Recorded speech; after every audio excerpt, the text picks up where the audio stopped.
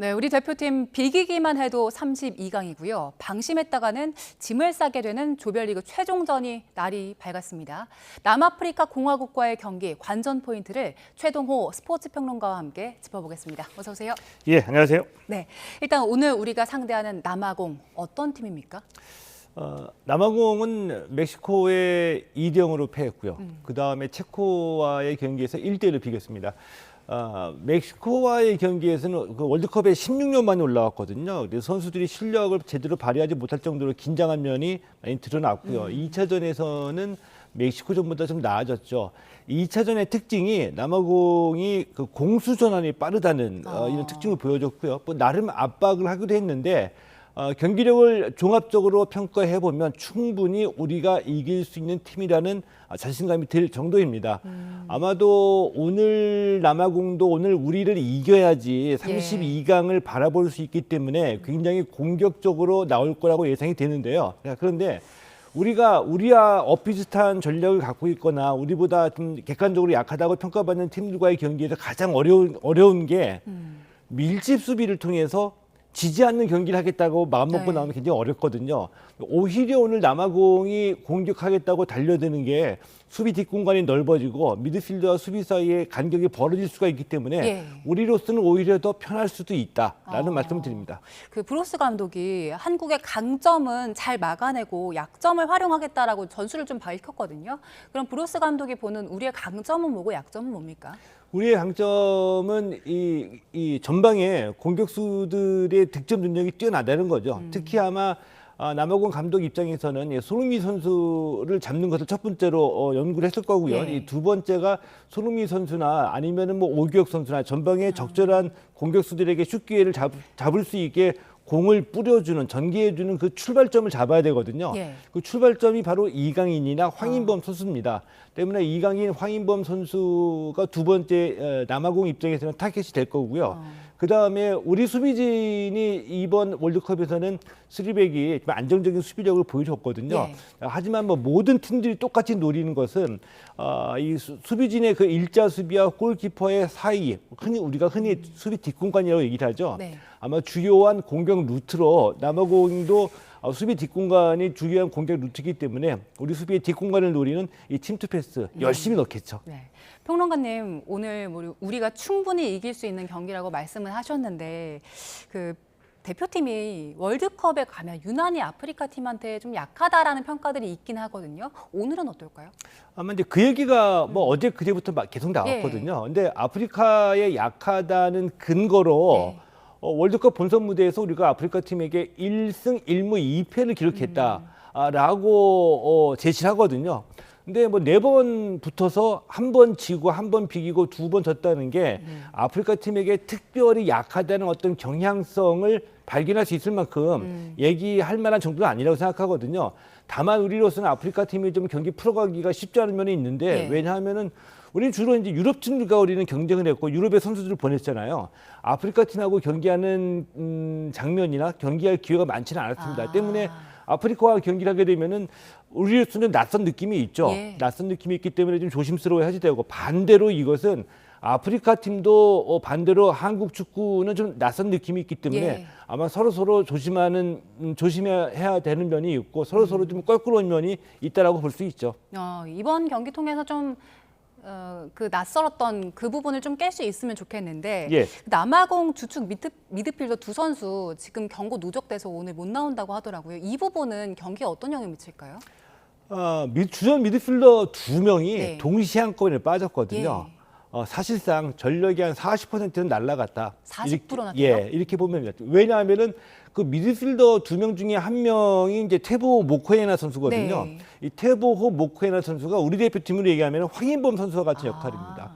황인범 선수가 흔히 말하는 게임 메이커이죠. 공격과 수비를 연결하고 전방으로 계속 이 볼을 침투시키는 이런 역할을 하니까 한마디로 우리 대표팀의 엔진 또는 심장이다. 피를 돌게 하는 그런 역할이거든요. 그런 선수가 빠졌기 때문에 미드필드에 이 공백이 생겼고요. 때문에 우리로서는 미드필드를 초기에 빨리 장악해야 되죠. 장악할 수 있습니다. 미드필드를 장악하면은 우리는 우리가 원하는 대로 공격을 풀어갈 수 있고요. 남아공은 우리한테 끌려올 수밖에 없겠죠.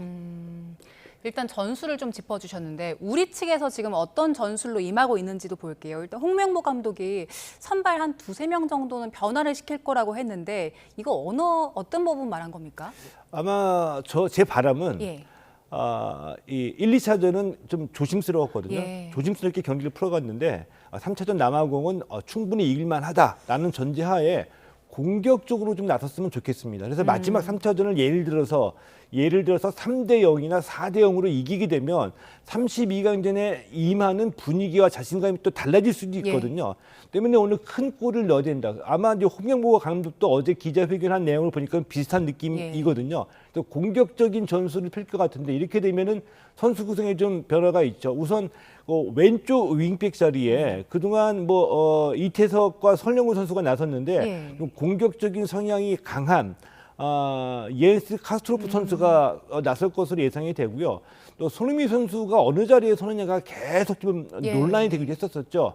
아마도 홍명보 감독도 두 경기에서 손흥민 선수의 골이 터지지 않았기 때문에 왼쪽 측면 공격수 윙포워드로 돌리고 아마 오현규 선수를 원톱으로 기용할 것 같습니다. 이렇게 되면은 후반의 조커는 188cm 장신 스트라이커 조규승 선수가 후반 조커로 등장할 가능성이 크죠. 그러면 지난 1, 2차 전과는 완전히 다른 구도로 경기가 흘러갈 수도 있겠네요. 지금 좀 답답하다는 분도 많았거든요. 답답했다는 게 우리가 수비에 방점을 짓고서 좀 움츠린 경기를 했기 때문에 답답한 건 당연한데 만약에 오늘 손흥민 선수가 왼쪽 윙포드로 나서게 되면 왼쪽 라인이 이기혁, 옌스 카스트로프, 손흥민 이렇게 이어지거든요. 아마 우리의 주 공격 라인이 왼쪽으로 붙을 것으로 예상이 되고요. 아마 오른쪽에서 있는 이강인 선수는 이 그라운드를 넓게 쓰면서 이 상대팀 남아공의 허점을 노리는 아마 침투 패스를 찔러줄 것 같은데 왼쪽이 주 공격이다가 오른쪽에 이강인이 있기 때문에 아무래도 이강인 선수의 패스 한 방으로 남아공 수비가 무너질 가능성이 좀 클 수도 있다라고 봅니다. 근데 이런 포지션 변화 같은 건 되게 중요한 전술 중에 하나인데 홍명보 감독 이거 왜 미리 공개한 겁니까?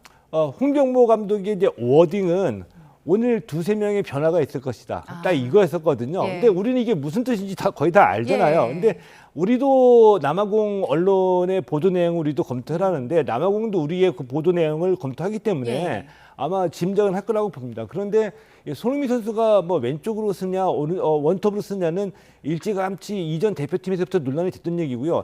이 정도의 얘기는 그리고 옌스 카스트로프도 남아공이 전혀 모르는 선수일 일은 없거든요. 우리 26명 안에 명단이 있기 때문에 남아공으로서는 뭐 충분히 뭐 예상할 수 있는 일이고 그 정도이기 때문에 홍명보 감독이 말을 했겠죠. 네. 앞서 그 브로스 감독은 우리나라 손흥민 선수 많이 경계할 거다라고 말씀을 주셨는데 지난 경기 때는 손흥민 선수 교체된 시점을 두고도 말이 많았잖아요. 이번엔 어떻게 전망하세요? 저는 그러니까 두 가지를 저는 이제 플랜 B로 제가 만약에 감독이라고 한다면은 손흥민 오현규 조합에다가 아예 손흥민을 결정력 있는 선수이기 때문에 어차피 풀타임으로 뛰지 않을 거면 후반 조커로 기용하는 것도 저는 뭐 가능하리라고 보거든요. 근데 아마 뭐 손흥민 선수와 홍명보 감독의 지금 뛴 걸 보면 후반 조커까지는 아니고 손흥민과 오현규 선수의 조합이라고 봅니다. 앞서 이번 월드컵 때는 우리 쓰리백 잘 흘러간다고 말씀해 주셨는데 그동안 그 쓰리백에 대한 이야기 좀 우리나라엔 적절하지 않다는 비판들이 좀 있긴 했잖아요. 이 전술 자체에 대해서는 어떻게 평가하세요? 전술 자체가 3백이나 4백이나 뭐 심지어 강팀하고 경기할 때 5백이나 이 전술 자체로는 아무런 문제는 없죠. 이 전술이 이제 어느 정도의 효과를 보느냐는 어느 정도 단단하게 조직력을 만들어 가지고 자기 것으로 만들었냐가 중요하거든요. 근데 지금 이번 월드컵 개막하기 전까지 대표팀이 그 평가전에서는 계속 3백이 그 무너지는 모습을 보였습니다. 그리고 실수가 나와서 빈 공간을 자주 내주는 이런 경기가 났기 때문에 계속 비판을 받아왔던 건데 뜻밖의 뚜껑을 열고 나니까 3백이 완성도 높게 조직력을 갖춰가지고 멕시코를 상대로 해서도 구조적인 문제가 아니라 단순 실수를 한 골 내줬거든요. 이 정도면은 뭐 충분히 해볼 만한데 그동안 3백에서 가장 그 불안한 포지션이 쓰리백이 5명이 수비를 하다가 공격할 때 빠르게 역습이 나서 왼쪽과 오른쪽에 윙백이라는 네. 포지션에서 공격에 참가를 하거든요. 근데 이 자리가 좀 문제가 됐었었는데 뭐 옌스 카스트로프 선수 있고요, 설령우 선수 있고요, 김문환이라든지 또 이태석이라든지 이런 선수가 등장하면서 제 역할을 해줬기 때문에 예상했던 것보다 훨씬 더 부드럽고 조금 공격에 나설 수 있는 여유가 생긴 거죠. 이제 우리 쓰리백도 충분히 잘 활용하고 있다는 말씀이신 건데 사실 이제 경기력 빼고 제가 걱정되는 건 날씨거든요. 예. 지금 체감 기온이 한 40도 정도 된다고 하는데 우리 선수들 너무 힘들 것 같아요. 힘들죠. 예. 저도 이제 중동에 몇 번 왔다 갔다 월드컵 예선 취재 때문에 갔다 왔는데 네. 정말 힘듭니다. 힘든데 일단 두 가지만 말씀을 드릴게요.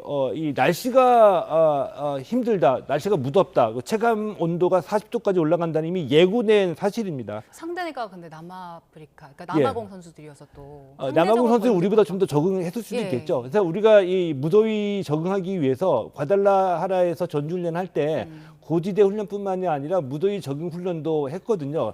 훈련 끝나고 사우나에 들어간다든지 이 훈련을 했고요. 그리고 이 남아공 선수들이 상대적으로 우리보다는 무더위에 적응했을 수는 있으나 무더위에 알려진 이 기정사실화된 전제 조건이기 때문에 충분히 준비를 했고 이것도 우리가 컨트롤할 수 없는 그런 예. 조건이기 때문에 그 사이 선수들이 최선을 다해야 되겠죠. 예. 근데 만약에 무더위가 정말 체력 소모가 심하다고 한다면은 우리는 후반 20분 이후 정말 힘들어질 때 이때 조심을 해야 되고요. 예. 이때 우리의 그 처진 컨디션을 분위기를 바꿔줄 수 있는 조커 교체 선수를 적절하게 네. 활용을 해야 되겠죠. 일단 오늘 충분히 이길 수 있는 경기이기 때문에 좀 즐기면서 볼 수 있으면 좋겠는데요. 예. 10시에 경기 시작되니까 함께 지켜보도록 하죠. 지금까지 최동호 스포츠평론가와 함께 오늘 경기 전망해봤습니다. 고맙습니다. 고맙습니다.